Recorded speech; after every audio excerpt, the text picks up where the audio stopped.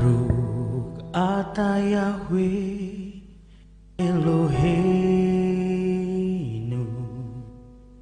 Melech haolam Beshem Yeshua HaMashiach Weruach HaKodesh Ile olam Fa'ed Baruch atah Yahweh Eloheinu Melech haolam Beshem Yeshua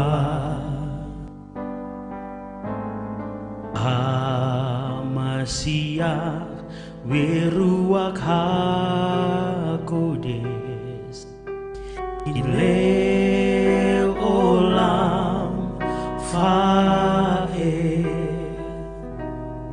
Baruch atah Yahweh Eloheinu Melech haolam Beshem Yeshua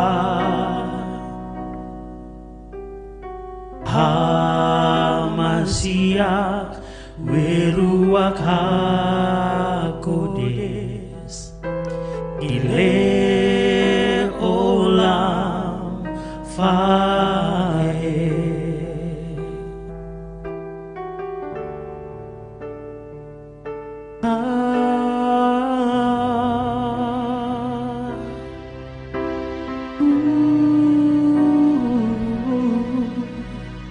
Baruch atah Yahweh Eloheinu Melech haolam Beshem Yeshua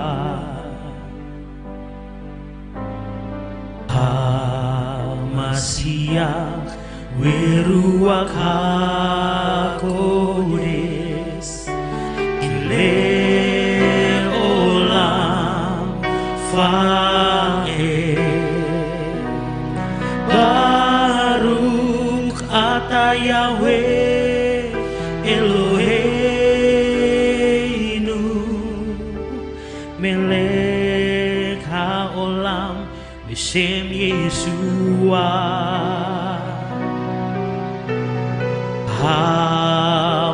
HaMashiach Weruach HaKodesh Ile olam Fa'ed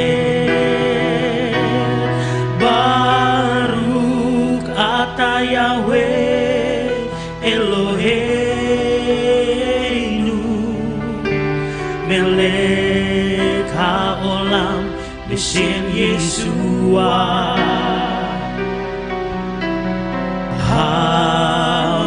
HaMashiach Weruach HaKodesh Ile olam Fa'ed Baruch atah Yahweh Eloheinu Melech haolam Beshem Yeshua HaMashiach Weruach HaKodesh Ile olam Fa'ed Ile olam Fa'ed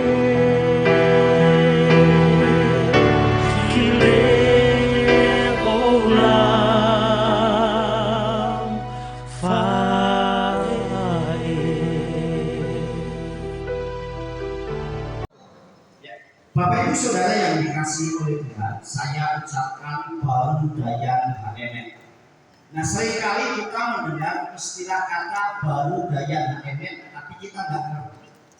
Nah, kata baru dayan HMN adalah sering diucapkan oleh orang Israel saat ada orang meninggal. Biasanya Kalau ada orang meninggal, ucapannya adalah baru daya HMM.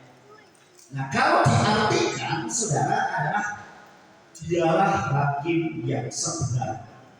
Kenapa diucapkan dialah hakim yang sebenar? Hakim itu tugasnya memvonis orang itu bersalah atau tidak. Begitu juga saat kita ada di dunia, tidak ada satupun orang yang kebal terhadap kematian. Orang bisa kebal terhadap hukum, tapi tidak bisa kebal terhadap kematian. Sehingga kenapa saudara selalu diucapkan baru daya HMM? Karena kita tidak akan kebal terhadap kematian. Karena begitu kita dipanggil kapanpun waktunya, kita harus selalu siap. Seperti apa yang dialami oleh Bapak Usman, saudara. Waktu saya ditelepon oleh Bu Usman itu, saya ada di kebun. Terus Bu Usman telepon saya, katakan, Pak, di rumah Bapak pingsan. Saya langsung turun, saudara. Dan ternyata akhirnya Pak Usman sudah dipanggil oleh Tuhan. Dan sampai saya ke tempat ini juga, sampai selesai baru saya pulang. Nah, orang tidak akan bisa bertahan kalau sudah hakim itu memvonis kita. Oleh sebab itu, orang itu dipanggil Tuhan itu tidak menunggu harus tua, tidak harus tunggu orang itu sakit. Tetapi sewaktu-waktu, kadang ada orang yang sangat sehat pun bisa dipanggil. Artinya begitu hakim itu sudah memvonis pulang, berarti sudah selesai. Nah, kalau saat ini Pak Usman ini sudah dipanggil, artinya tempatnya di surga atau di sama ini itu sudah jadi. Tempat yang disediakan oleh Tuhan Yesus Hamasiah itu sudah jadi. Oleh sebab itu, saudara, saya selalu memberikan ilustrasi kepada siapapun. Yang saya ilustrasikan itu adalah seperti pohon bambu yang sering pasti saya ulang-ulang terus. Pohon bambu itu masih rebung sudah dipotong buat makan. Ada yang sebesar jempol dipotong buat tali. Ada yang sudah sangat tua nggak dipotong. Itulah manusia. Ada yang baru lahir sudah dipanggil Tuhan. Ada yang baru remaja atau anak-anak lagi lucu-lucunya dipanggil Tuhan. Tetapi ada yang bahkan sudah pengen mati saja, menderita saja, tidak dipanggil. Oleh sebab itu kita hanya terima saja. Kapan waktunya kita harus menjadi orang yang paling siap. Saya akan bacakan dampak Elohim atau firman Tuhan di dalam kitab 2 Korintus atau 2 Korintus pasal 5 ayat 1. Saya akan bacakan, Bapak Ibu Saudara bisa menyimak dengan baik. Kitab 2 Korintus atau 2 Korintus 5 ayat 1. Saya selalu membacakan sesuai aslinya dahulu. Kenapa? Karena terjemahannya kadang berbeda. Yang menerjemahkan 5 orang bisa 5 orang itu berbeda. Saya selalu membaca sesuai aslinya. Begini sesuai aslinya ya.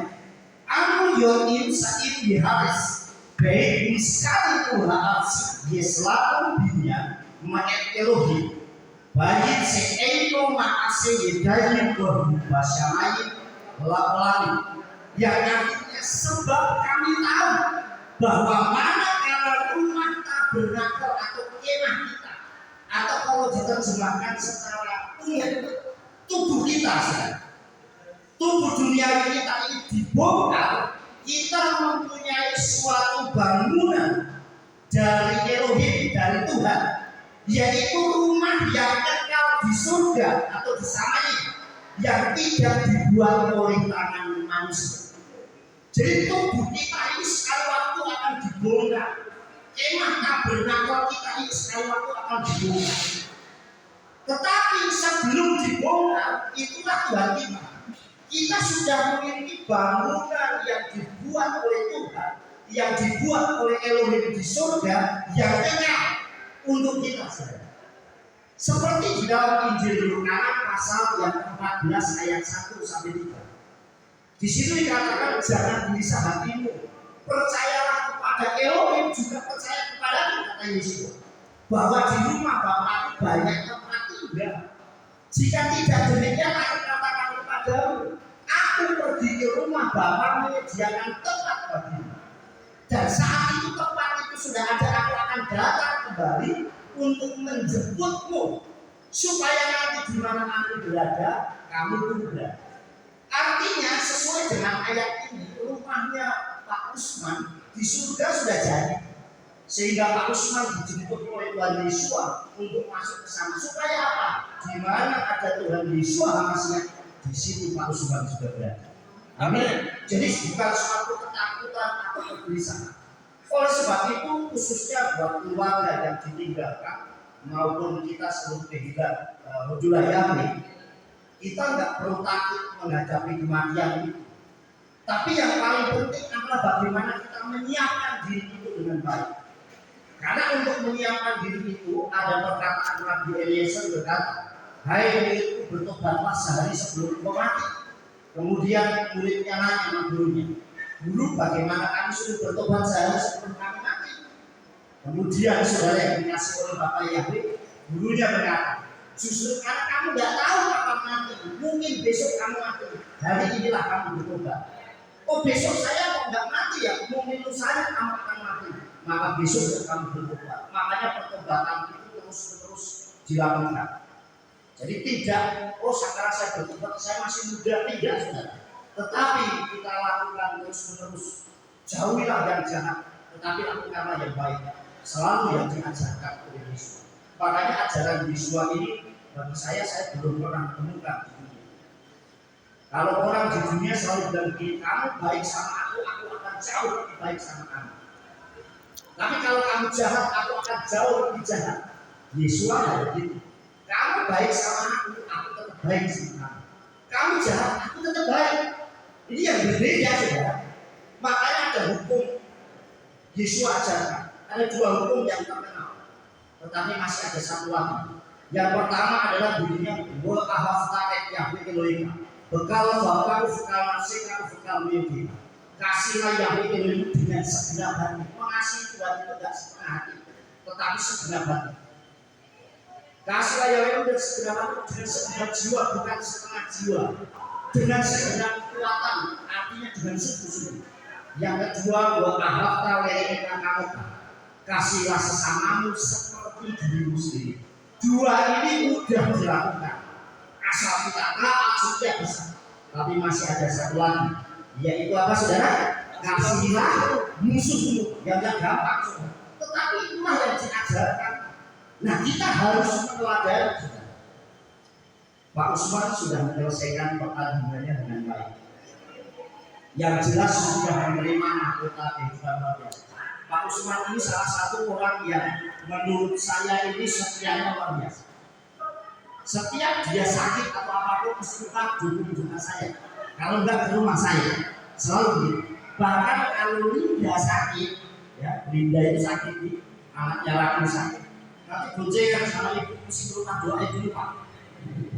Dan itu luar biasa menurut saya kesetiaannya yang tidak dilakukan dalam mengiring Tuhan.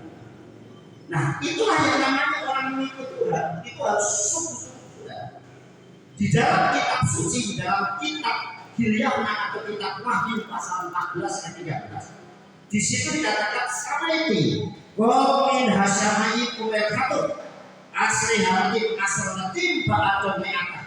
Yang artinya, dan aku mendengar suatu suara dari surga yang berkata kepadaku, tuliskanlah. Sekali lagi catat ya, tuliskanlah.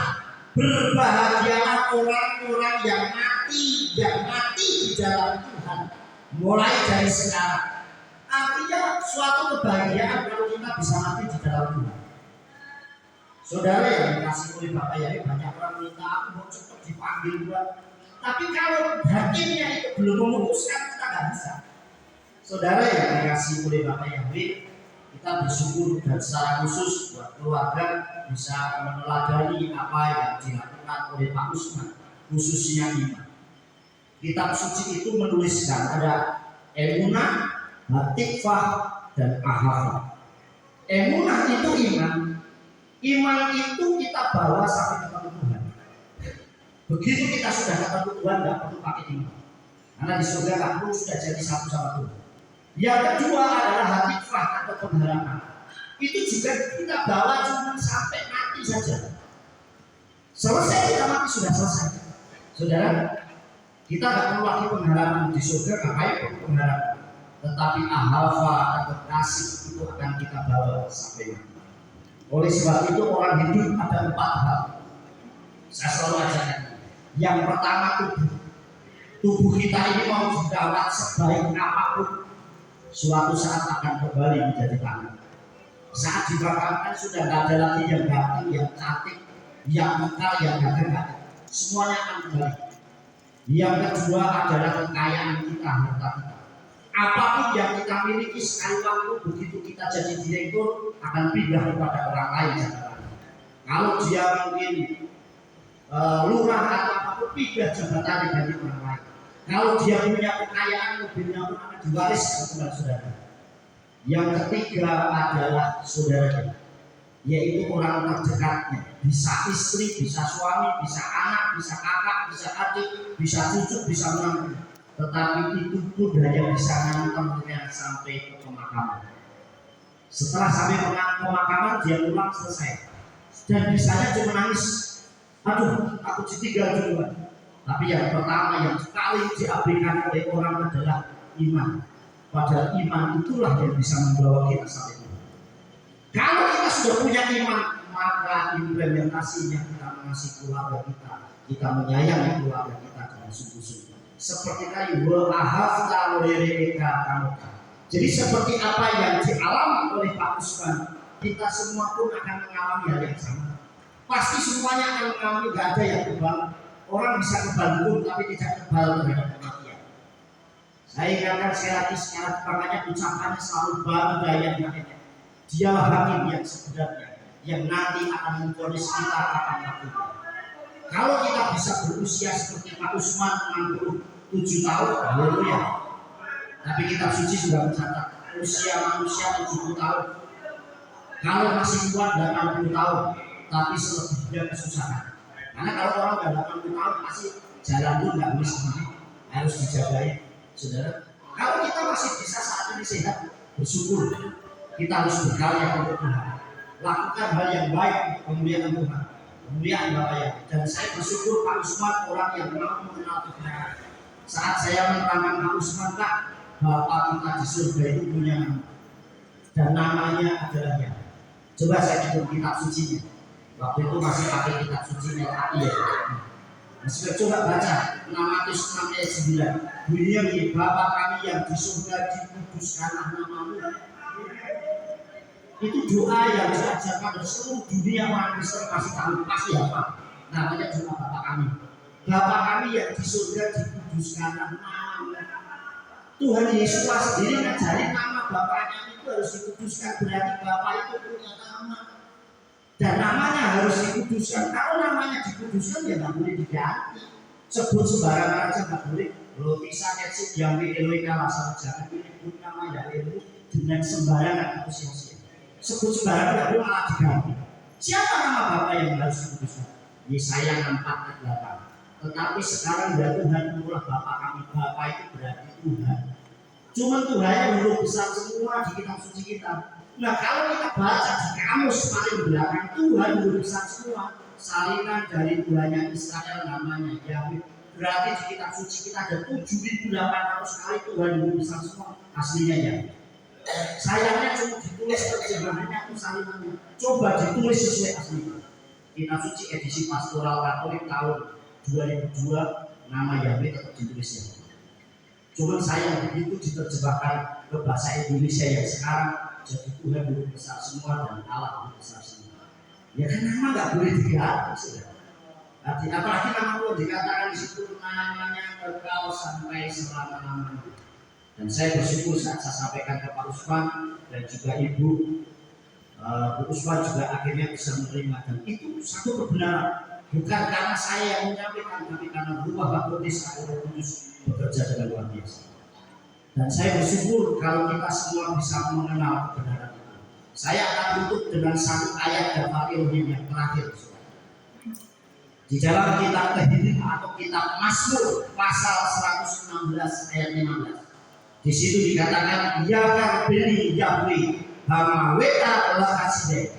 Dalam bahasa aslinya bunyi seperti ini. Ya beli Yahweh hamaweta lakaside. Yang artinya berharga di mata Yahweh kematian atas orang-orang kudus. Jadi kematian orang-orang kudusnya di dalam Tuhan itu sangat berharga. Saya belum pernah melihat orang yang memiliki barang berharga naruhnya sembarangan. Tidak ada orang punya beliau naruhnya di kloset atau di kamar mandi atau di dapur atau di cobek, mesti taruhnya di brankas yang bagus. Nah kalau kita berada di hadapan Tuhan, maka tempatnya itu pasti sangat berharga, yaitu di surga bersama. Jadi saudara yang dikasih Allah, suatu kali kita akan berjumpa kembali bersama dengan Tuhan, dan kita akan saling berjumpa kalau kita tahu kebenaran. Saudara yang dikasih, jangan keraskan hati kita saat kita mendengar kebenaran firman Tuhan. Kita meneladani apa yang dilakukan oleh Bapak Usman Junaidi sampai umur 67 bahkan sampai benar-benar saudara yang dikasih oleh Bapak Yahweh, dia menghembuskan nafasnya yang terakhir, saudara, dia tetap beriman kepada Bapak Yahweh. Bahkan waktu hari Sabtu lagi sama Nisa ke tempat saya untuk suruh doain, siapa Linda ya, saya bilang nanti saya ibadah Pak, ternyata Linda nggak bisa. Saya bilang sama Pak Yosef, Pak layani pas perjamuan, dan itu perjamuan terakhir apa yang dilakukan oleh Pak Usman. Saya bersyukur Tuhan tetap lakukan yang terbaik buat anak-anak. Makanya jangan ragu, karena kita sudah pasti punya kapling, punya tempat di samanya. Amin. Di surga kita sudah punya tempat, tinggal waktunya selesai jadi. Kita nggak tahu mungkin 1 jam ke depan, 2 jam, 1 tahun, 10 tahun yang akan datang. Tapi yang paling penting adalah kita menjadi orang yang paling siap saat dipanggil. Amin. Kalau siap itu pasti nggak akan pernah takut, nggak pernah akan gelisah, tetapi menjadi orang yang siap. Dan saudara yang dikasih oleh Bapak Yahweh, sungguh kita bersyukur kalau kita bisa meneladani apa yang Pak Usman lakukan saat ini. Bapak Ibu saudara dikasih Tuhan, saya akan memanjangkan Bapak Yahweh, tetapi sebelum kita akan tutup firman Tuhan dan ibadah kita kali ini, kita akan ada pemotongan sijil. Ya, kalau di tempat kami,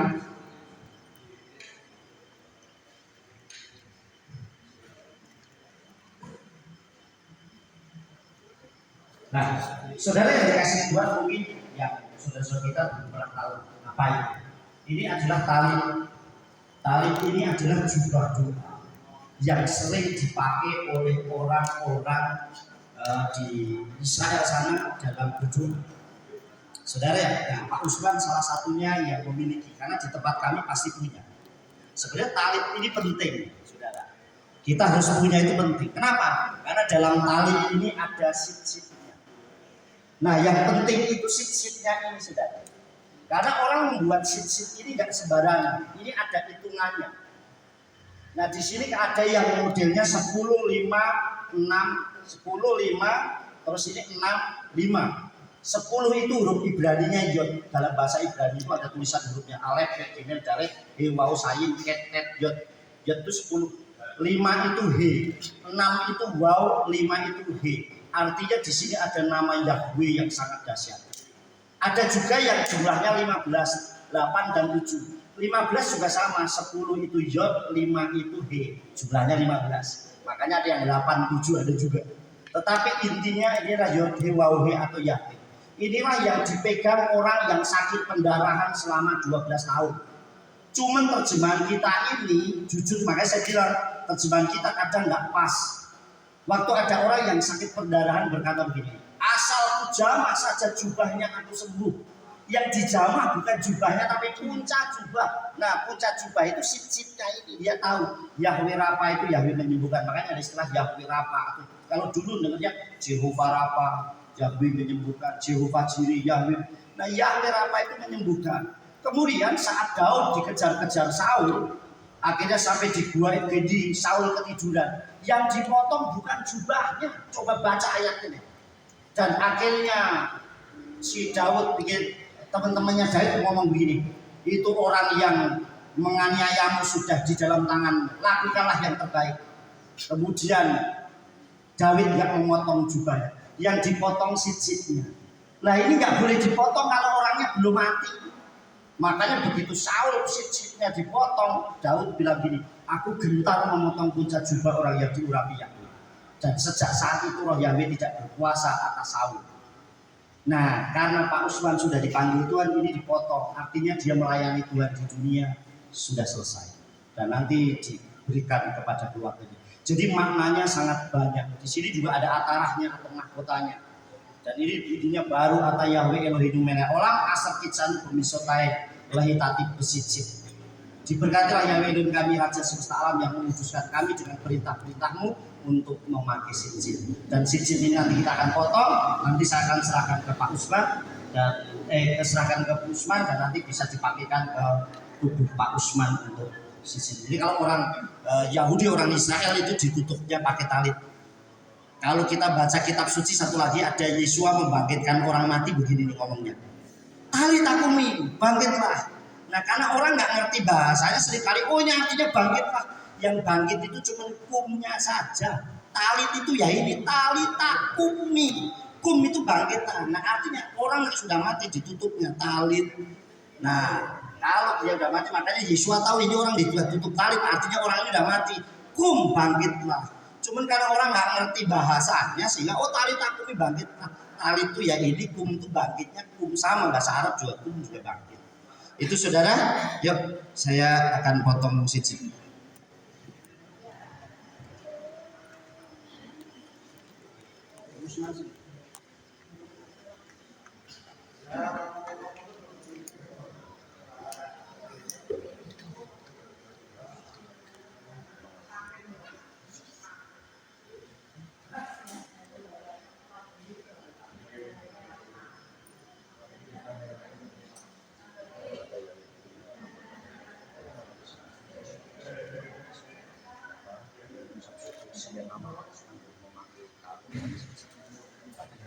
Tugasnya di dunia sudah selesai, maka tugasnya ini akan diselesaikan.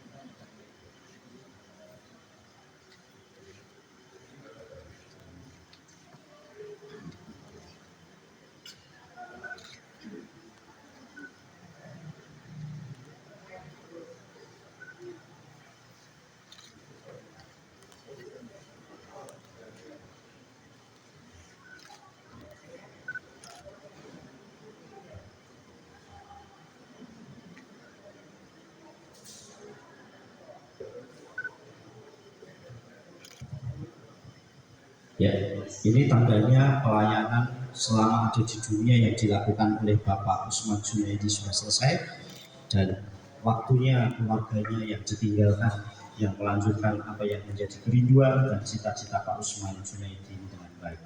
Ya, jangan selalu gelisah dan takut, tetapi inilah yang dilakukan dan kita patut meneladani. Yang terpenting bukan start ya, tapi garis akhirnya. Berjuang sampai akhir bersama dengan Bapak Yahweh. Gitu ya Bu.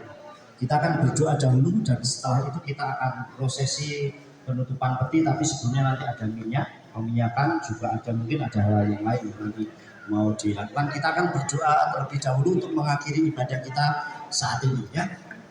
Mari kita akan berdoa. Baru ata Yahweh Elohim Melech Olam, baru ata Yahweh Elohim Melech Olam, Mesim Adonai Yeshua Mashiach, berdoa Kudus Ilah Ulam Fire. Bapak kami mengucap syukur hari ini Engkau izinkan kami mulai melayani ibadah penutupan peti dan penghiburan di tempat ini untuk kami boleh melayani keluarga Bapak Usman di tempat ini Bapak dan beserta keluarga besarnya. Biarlah setiap daftar Elohim yang kami dengar hari ini bukan hanya kami dengarkan tapi kami lakukan dalam setiap kehidupan kami. Sehingga boleh merema dalam kehidupan kami dan kami menjadi pelaku-pelaku daftar.